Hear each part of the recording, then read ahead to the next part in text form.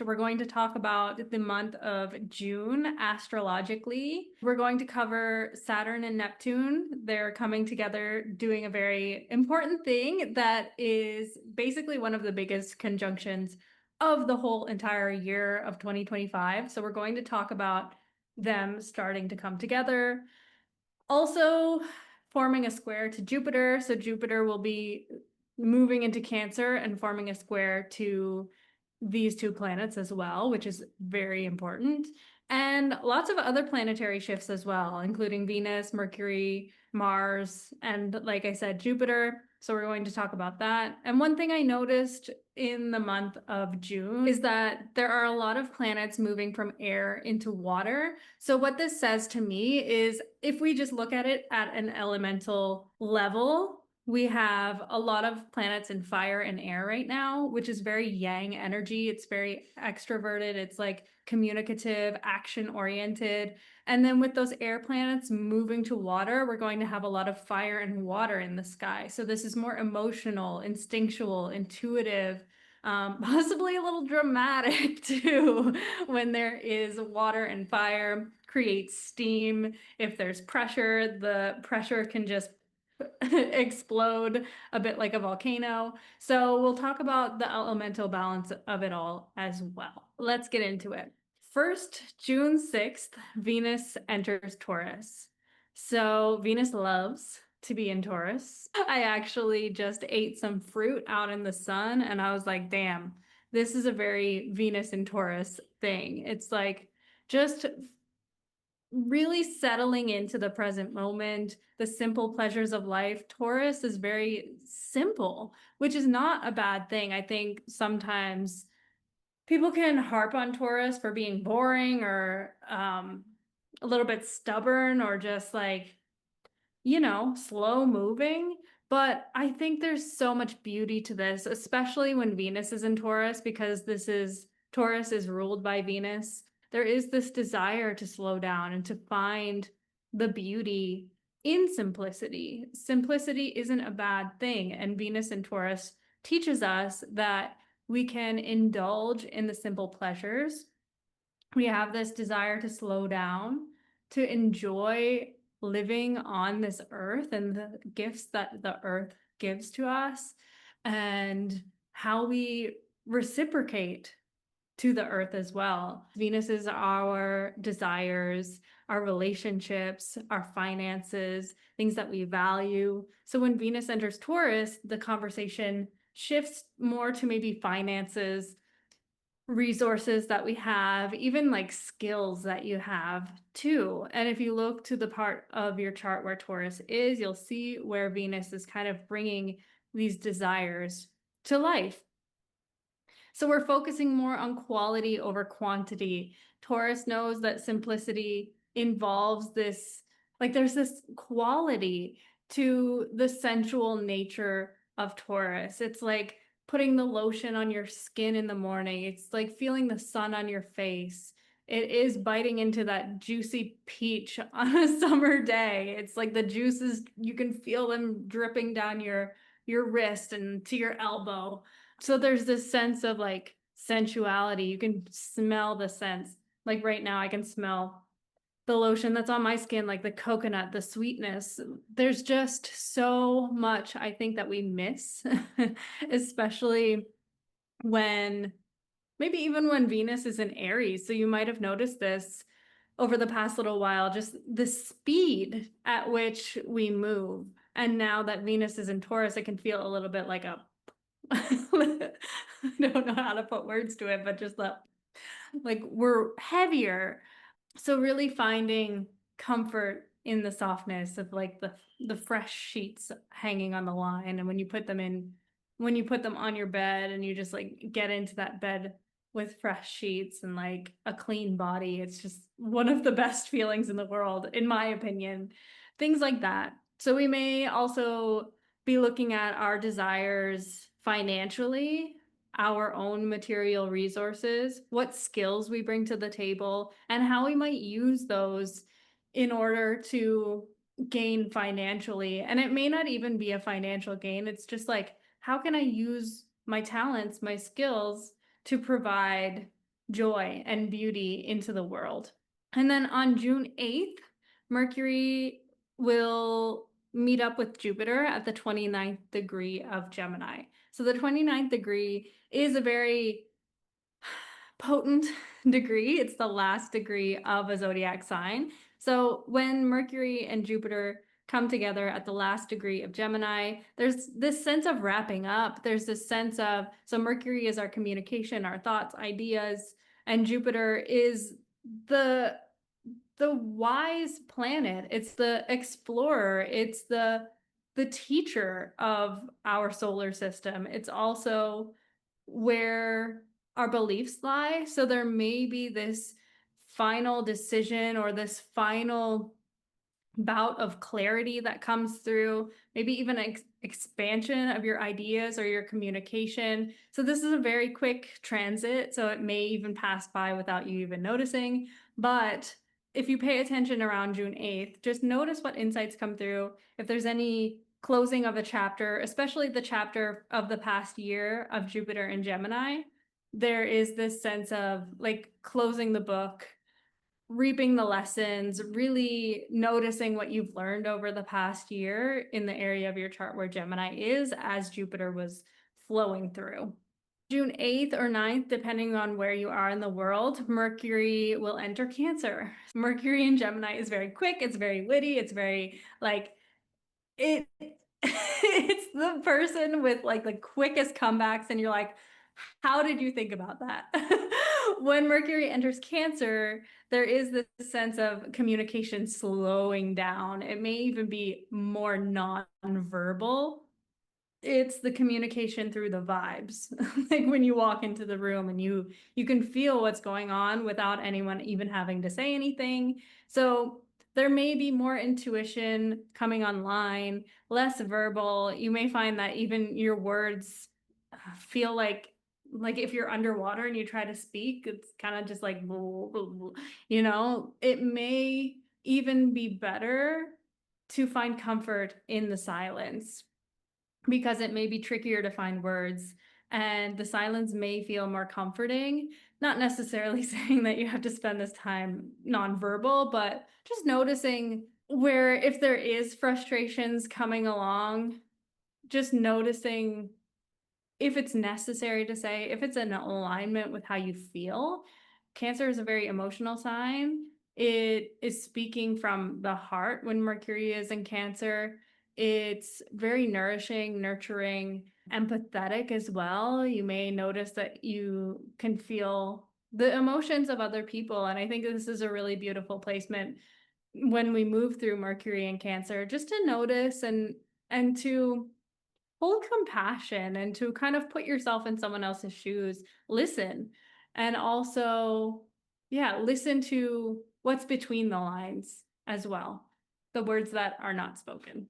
And then June 10th, Jupiter follows suit and enters Cancer as well. So like I was saying, Jupiter has been in Gemini for about a year, since May 2024. Jupiter changes signs about once a year. And Jupiter brings an expansion of sorts. In traditional astrology, Jupiter is seen as a benefic planet. So it can be really seen as the planet of luck, but that's not necessarily the case. Jupiter just expands whatever it touches. So if you are in this place where your beliefs are very supportive of your growth, you may find that when Jupiter enters Cancer in the area of your chart where Cancer is, you'll feel an expansion of these beliefs and the things that come with these beliefs. But if you're not necessarily in that space and the beliefs are more limiting or not necessarily supportive of your growth, you may see an expansion of that as well. So being mindful of the part of your chart where Cancer is, notice where your beliefs are ready for an upgrade. When we move into Jupiter and Cancer, for everyone, this is an opportunity to explore your emotional body. It is this opportunity to find more meaning from within rather than from what you're hearing outside. So when Jupiter was in Gemini, there may have been a lot of ideas flowing and like hearing things and talking about things and just more quick moving, like I was saying about the air element. But when Jupiter goes into Cancer, it feels more emotional. There's more of this sense of, okay, I find meaning through emotional fulfillment, feeling at home, feeling comfortable, being around people that fill me up, that nourish my soul. So aligning to what really matters to you at a heart level rather than the mental level. So maybe taking those ideas that were expanded as Jupiter was in Gemini and bringing them down to the heart and feeling into whether or not those ideas are in alignment with your heart and your soul and just your emotional body. How do they feel in the body? Bringing them from the head down to the body. June 11th is the full moon in Sagittarius. So this full moon is going to square the nodes. There is a grand trine from Chiron, Mars, and the moon. So it's forming this grand trine in fire. There's this sense of ease around confidence, motivation, even healing with Chiron in the mix. There may be this sense of like, okay, illumination around where I've been healing the wound of my independence. So really using your words, your confidence, speaking and embodying your truth. There is this sense of, with the full moon in Sagittarius, Sagittarius is very honest. It's very like, okay, this is what it is. I am who I am. Take it or leave it. And with Mars and Leo as well, there's this motivation for fulfillment from the heart level. So there may be this illumination or this celebration, even having to like maybe let go of some things that are holding you back around the full moon in Sagittarius, because it is squaring the nodes too. So if there's anything that's holding you back, if there's any like limiting beliefs, self-criticisms as well with the South Node in Virgo, and moving more into that compassionate nature of Pisces, and really seeing where those criticisms or the insecurities or whatever it is may be holding you back from moving forward. If you want to learn more about the moon phases, I do have a free moon phase guide. It's a PDF guide that you can download for free. It has some prompts for each of the moon phases, but especially the full moon, now that we're talking about this, things to do, where to put your energy, what to expect from a full moon energy. And if you wanted to download that, I'll put the link in the description so that you can find it. It's free. It's such a good resource because it just lays everything out on the table. And then June 16th, we have the Jupiter square Saturn and then moving into the square to Neptune as well. So there's this tension between maybe our beliefs, our dreams, Neptune, and the structure, and bringing it to reality, which is Saturn. So are you willing to take the risks in the name of your own dreams and emotional fulfillment? When we think of Aries, risk-taking, that bold, courageous action, and the emotional fulfillment of Cancer, Jupiter and Cancer, there is this tension of like, okay, maybe Jupiter and Cancer wants to be very mindful of other people, hesitant to take up space or go after the things that they desire. But Aries energy, Saturn and Neptune and Aries, is very bold and action oriented and is possibly like, okay, I'm going to do it whether you're coming or not. So there is this balance to be found between that Cancer Aries energy of like, okay, is it possible that as I move toward my desires and my dreams, towards making the thing that I'm so passionate about a reality, is it possible that that may help others as well or support others as well? Like, you're not only doing these things for yourself, it's for the betterment of the collective, of your family, of whoever you're supporting and whoever's supporting you. There is this sense of this month really thinking of like the community that you're surrounded with too. When I think of Neptune and Saturn, there is this structure that's required, but then also Neptune is very compassionate. It's very Like if we think of Pisces energy, Neptune is ruled by Pisces. So if we think of the compassion and the collective energy that Neptune holds, and then the Saturn structure of responsibility, there is this, like, you don't have to hold all of the responsibility. There is this supportive energy, and there is this sense of like, okay, you can't do it all by yourself. And there is also this sense of emotional vulnerability, Cancer, when we say that we need help. So is there a possibility that you could be gaining support in moving towards your goals?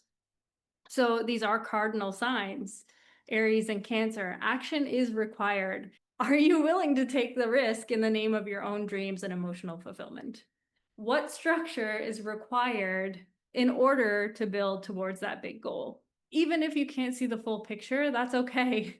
It's like, where can you take the first step of courageous action? Like the next right thing, right? Like, what's the next right thing? Aries doesn't necessarily have the big picture, but it knows that when it takes that step and the next step, the path kind of clears. It doesn't need to have the full picture.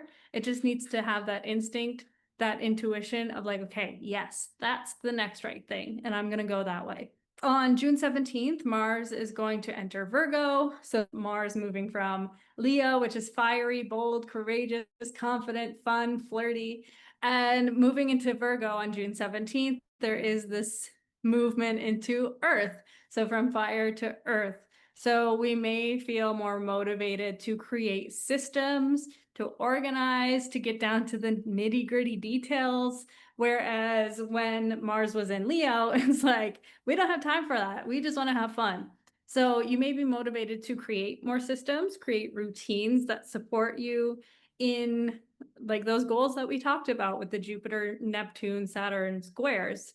There is this opportunity after June 17th to really get organized, to follow through. Like sometimes those routines and the creation of the systems really help to get shit done. It's like, okay, I know what I'm doing. I have it in front of me. There's this list of things to do, or, you know, like just mapping out the whole project or whatever it is for you. It may even just like be cooking breakfast every day. I don't know. It might be something like so simple. It doesn't have to be this big, extravagant, like I think of Charlie from It's Always Sunny in Philadelphia. Like it doesn't have to be a big map with like strings everywhere and like, you know,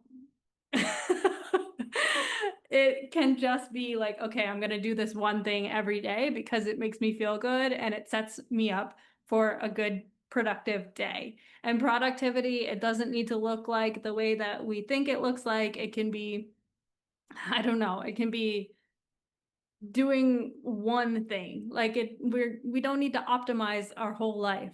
Look to where Virgo is in your chart and you might get another idea of where this will be for you. For me, it's the fourth house and I'm getting ready to move. I feel like I've been saying that for months now.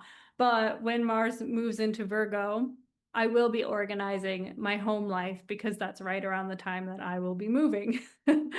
So creating routines in this new space of home where I can feel more comfortable and supported in my home life. So look to where Virgo is for you and where Mars is moving through your chart, which house, and that will give you more of an idea of what to expect, where to put your energy as well. So Mars is our outward, like our output of energy. So when we look to Mars, we can really see where our energy is best used. Watching out for perfectionism, because that is a shadow side of Virgo. There could be this sense of like, oh, I can't take the first step because it just needs to be perfect. I need to have it all figured out. I need to, like, I'm not good enough for this, or whatever those things are that we think of before we start something new.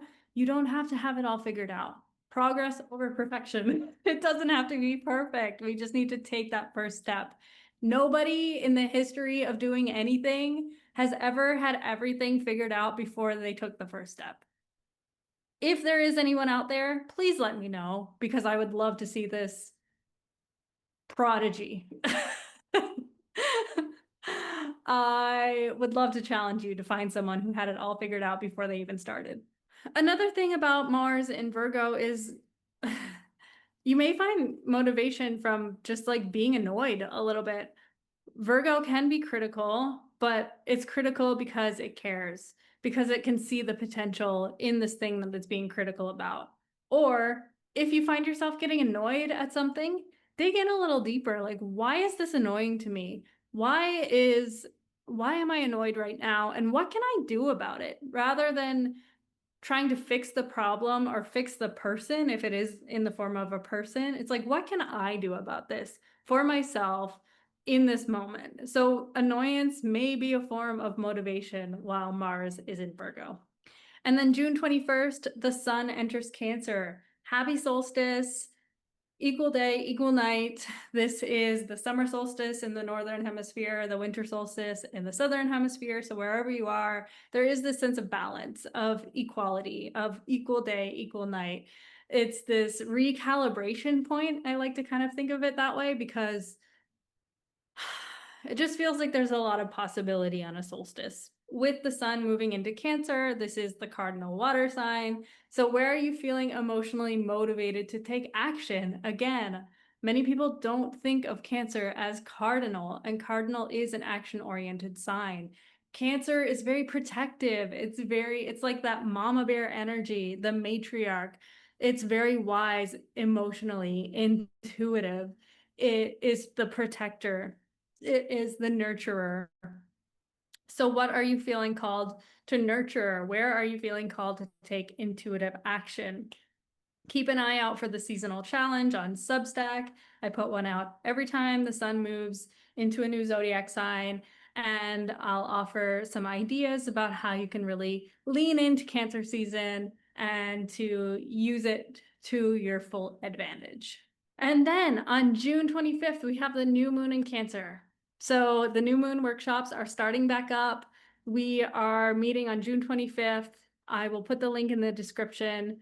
And again, if you do want to get the free moon phase guide, this is also another time to use it, is during a new moon, what to expect at new moon time, how to conserve your energy, because the new moon time is very usually an inward time. And I feel like with the new moon in Cancer, that could be specifically so, even more so than a regular new moon, because Cancer does like to be comfortable. It likes to be around the people that it loves, or even solitude as well. Solitude might feel good under this new moon.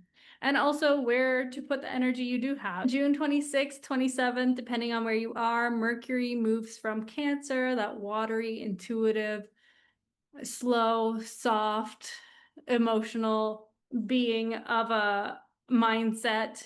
It will move into Leo, which is more dramatic, more creative, possibly a little more self-absorbed. So when Mercury's in Cancer, you may notice that your attention is going more to other people, or like, how can I nurture this thing or myself?